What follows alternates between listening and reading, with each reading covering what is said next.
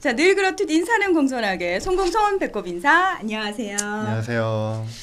위클리벳 황당무계 황당한 문화나의 개소리. 안녕하세요, 문희정입니다. 안녕하세요, 이학범입니다. 네, 오늘은요 네. 특별하게 이 극한 직업 수의사 편. 네.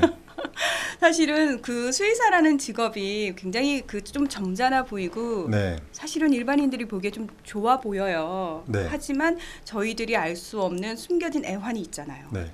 실제 그 EBS 극한 직업에 수의사가 몇 번 나왔습니다. 네. 진짜요? 네, 대동물 수의사랑 야생동물 수의사였나 이렇게 몇 번 나왔었어요. 근데 사실 그 수의사 선생님들이 다루는 동물들이 크기에 따라서도 다르지만 네. 사실은 반려동물을 주로 보신다고 해도 나름대로 고충이 있으시더라고요. 네, 그럼요.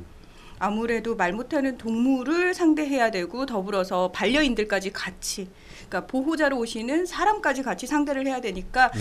조금 힘든 직업이긴 한데 그것보다 오늘은 좀 구체적으로 최근에 좀 안타까운 소식이 들려와서요. 네, 최근에 해외 소식이긴 한데 그 대만에서 한 유기동물 보호소에 근무하던 여자 수의사분이 자살을 한 사건이 있었어요. 그래서 그 얘기를 중심으로 우리나라 유기동물 보호소에 있는 수의사분들의 현황을 좀 살펴보도록 하겠습니다. 사실 저는 수의사라는 직업이 이게 굉장히 힘들 수 있겠구나라는 생각을 언제 처음 했냐면 우리 공방수 이야기할 때 네. 학범 대표가 왜 사회처분할 때 동원됐을 때 네. 그 이야기 들으면서 네. 이게 약간 힘들겠구나라는 네, 생각은 얼핏 그렇죠. 했었거든요. 그러니까 이 유기동물 보호소도 뭐 해외도 그렇지만 우리나라 같은 게 법적으로 공고하는 기간을 정해놨잖아요. 이 기간이 지난 동물은 사실은 안락사 시키게 되어 있거든요. 그게 며칠이죠? 10일입니다. 우리나라 같은 경우에는. 원래 30일이었는데 10일로 줄었고 이걸 다시 20일로 늘리려고 하고 있는데 일부 지자체는 늘어나긴 했는데 아직 법적으로는 계속 10일이고요.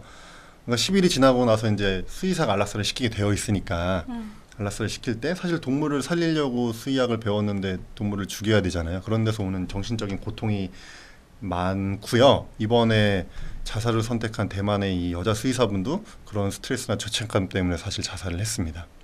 근데 이제 우리가 유기견 보호센터라고 하면은 네. 유기동물 보호센터 하면은 이제 뭐 구청이라든지 시에서 자치단체에서 운영하는 게 있고 또 사설이 있잖아요. 네. 이런 얘기는 이제 들었는데 사실 안락사를 시키는 곳은 이제 자치단체에서 운영하는 곳에서 시키는 네. 거죠. 그러니까 일단 유기동물 보호소라는 게 지자체가 운영하는 곳이 있고 그냥 일반적인 개인이나 동물보호단체나 그런 뭐 모임에서 운영하는 사설보호소가 있잖아요. 근데 이 안락사 법적으로 제재받는 곳은 지자체 유기동물 보호소만 적용을 받는 거죠. 그러면은 거기에 상주하시는 수의사 선생님들이 계신 거예요? 그렇죠. 그러니까 지침이 최근 3월에 올해 3월에 만들어졌어요. 동물보호센터 운영 지침이 농식품부령으로. 근데 그 지침에 보면은 상근 수의사를 두게 되어 있거든요. 근데 사실은 지침이 만들어진 지도 얼마 안 되고 그 전에도 뭐 수의사 없이 돌아가는 것도 많고 그렇습니다.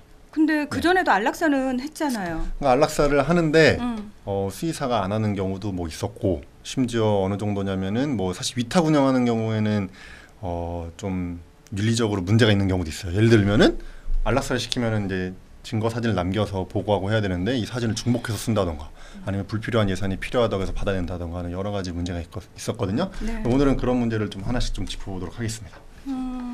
이게 이제 대만의 수의사 이야기가 네. 촉발되긴 했습니다만 네. 우리나라 수의사 선생님들은 어떤 상황인지 네. 좀 살펴볼 필요가 있을 것 같아요. 네. 일단 대만 이분 얘기를 조금 해보면은 그러니까 이분이 제가 안타까운 건 이런 거예요. 이분이 정말 능력 있는 수의사였다는 거죠.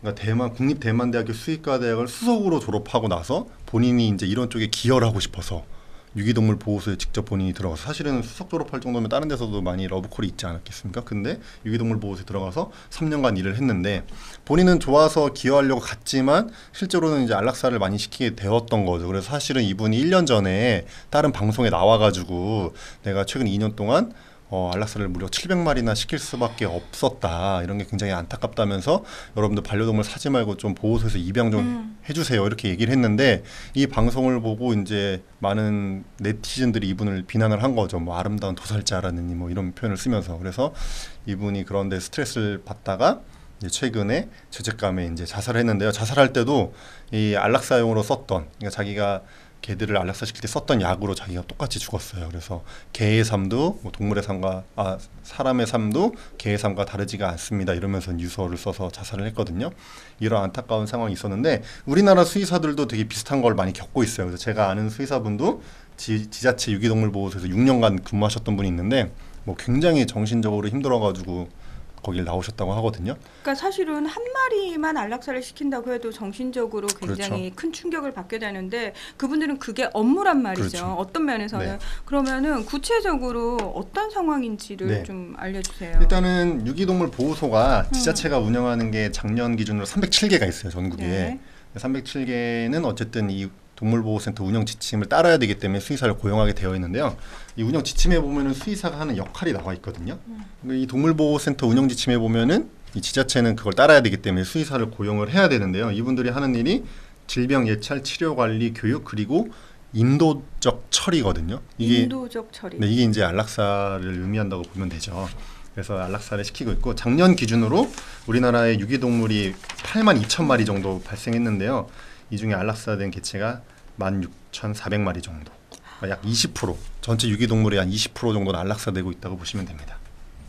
그러면은 이런 통계도 가능한가요? 혹시 수의사 1인당 평균적으로 몇 마리 정도를 안락사를 네, 근데 시키는 건지? 16,400마리인데 그렇게까지 통계가 없는데 유출할 수 있죠. 왜냐면은 전국에 지자체 유기동물 보호소가 307개밖에 없잖아요. 근데 그 중에 수의사를 2명 이상 고용하는 곳은 거의 없기 때문에 사실상 1명 또는 없는 곳도 있기 때문에 300으로 나누면 한 사람에 몇천 마리씩 하신 거죠? 몇백 마리씩. 아, 계산이 안 되네. 3, 50, 500마리씩은 하신 거네요. 그렇죠? 그러니까 사실 뭐 어쩔 수 없는 상황인 거는 알겠지만 꼭 안락사밖에 방법이 없을까?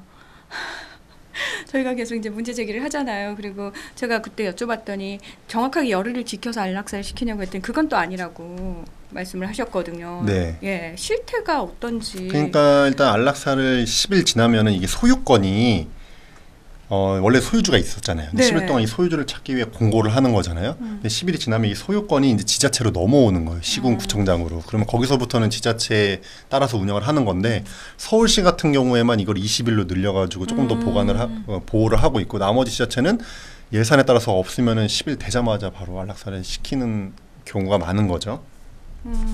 그러면은 그 사이에 그러니까 네. 새로운 주인을 보세요. 열흘 동안 그전 주인의 소유였다가 지자체 소유로 넘어오잖아요. 네. 그러면 열흘 동안은 원래 주인이 못 찾아갈 수도 있다고 생각을 네. 해요. 네. 하지만 바로 안락사를 시키는 것이 아니라 다시 새로운 주인을 찾아주기 위한 노력을 한 다음에 네. 충분한 시간을 가진 다음에 어쩔 수 없이 안락사를 시켜야 되는 거 아닌가. 네, 그게 저희들의 모두의 바람인데 네. 지자체 예산상 형편상 그렇지 못한 경우가 많은 거죠. 근데 법적으로는 10일만 공고 기간을 유지하고 있기 때문에 10일 지나자마자 안락사 시켜도 사실은 문제는 없는 상황이고요. 예.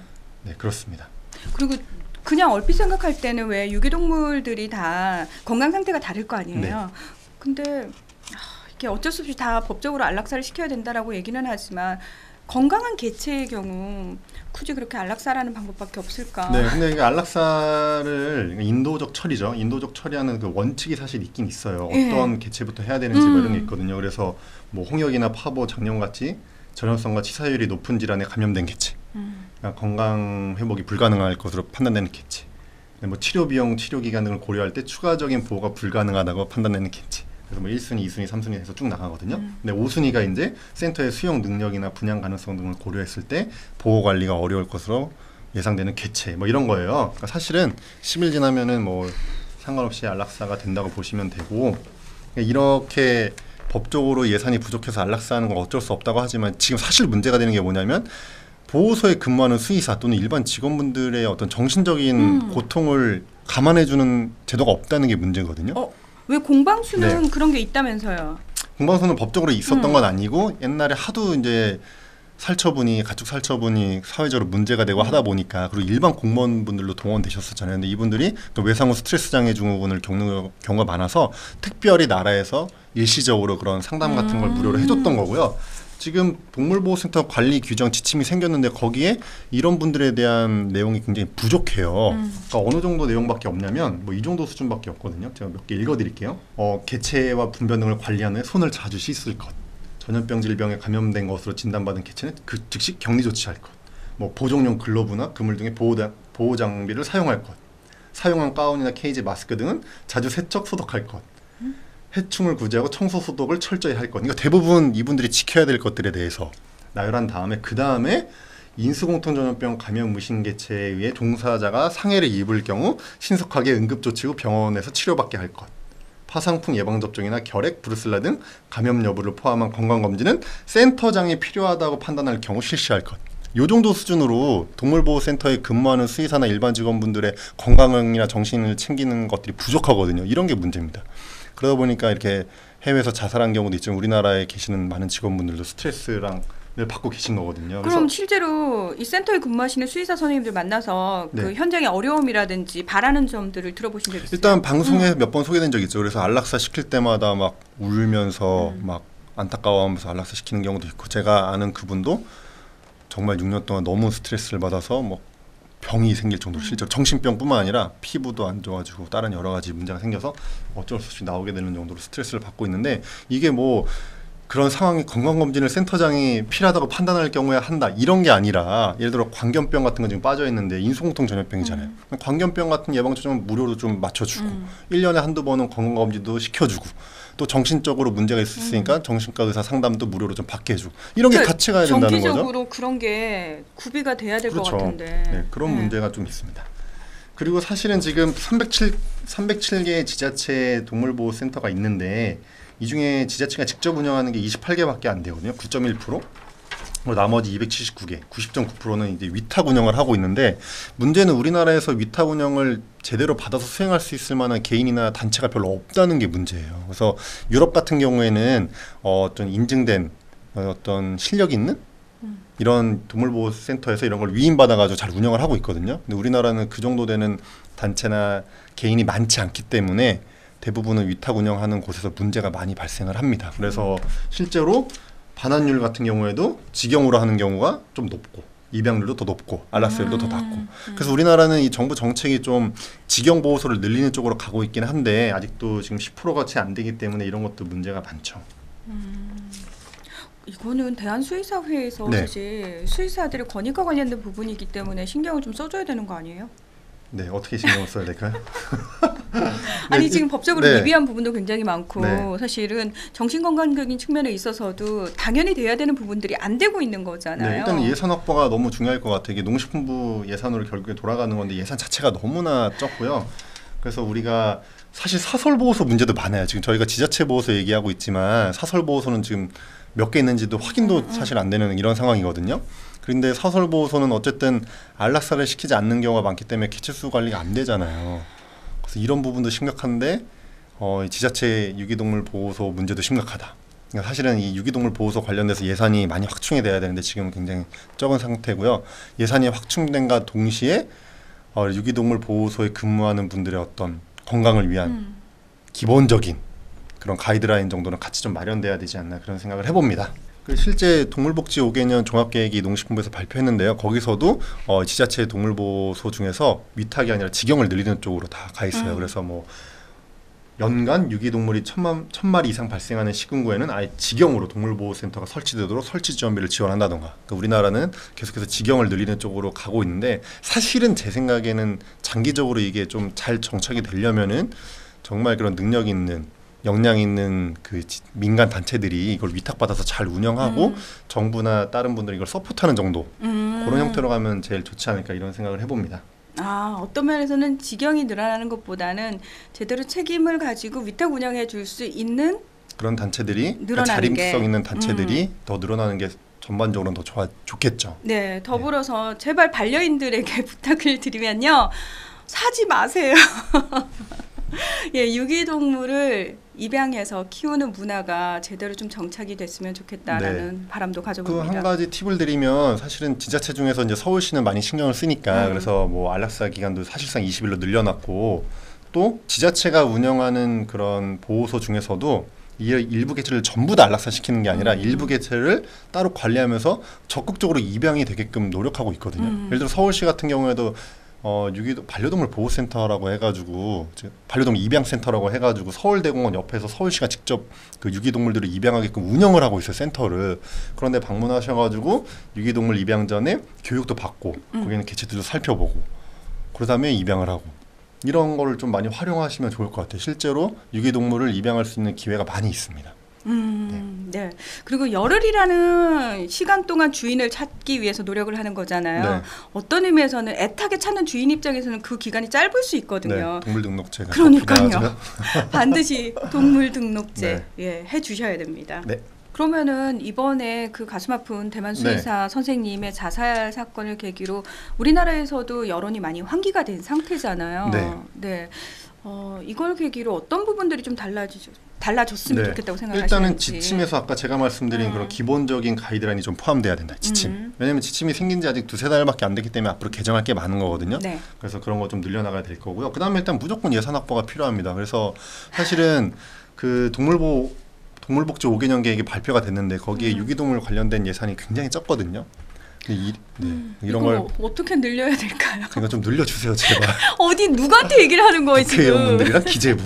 아니 동물 포럼 하시잖아요. 동물복지 포럼. 네, 예, 직접 가서 말씀하셔야 되잖아요. 말은 많이 하긴 할 텐데 네. 실제로 좀 많은 분들이 공감을 하고 이렇게 자살까지 가는 안타까운 경우가 생기니까 이런 일은 좀 없어야 되지 않을까요? 그래서 좀 이런 거에 대한 중요성을 좀 인지하시고 예산 확보하는 데 좀 많이 도움을 주시기 바랍니다.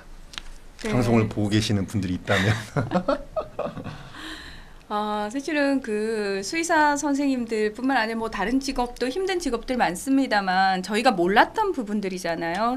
그냥 그 겉으로만 봤던 직업의 세계에서 전혀 간과되고 있었던 부분들인데 이 부분들은 충분히 우리 사회가 공적 영역에서 책임을 져줘야 되는 당연한 부분들인데 그렇죠. 예. 되고 있지 않기 때문에 저희가 다시 한번 여러분께 문제 제기 차원에서 말씀을 드렸던 거고요. 그리고 혹시라도 그 수의사 선생님들이 이런 일에 동원되고 있다는 사실을 모르셨다면은 이분들 역시 굉장히 조금 직업 정신을 가지고 투철하게 조금 임하고 있는데 상당히 고통스럽겠구나라는 생각도 해주셨으면 좋겠고, 더불어서 이런 얘기들 나왔을 때요. 왜 항상 동물 보호와 관련된 얘기들 나왔을 때 댓글 같은 거 보면은 수의사 선생님들 욕하는 댓글 되게 많거든요. 네.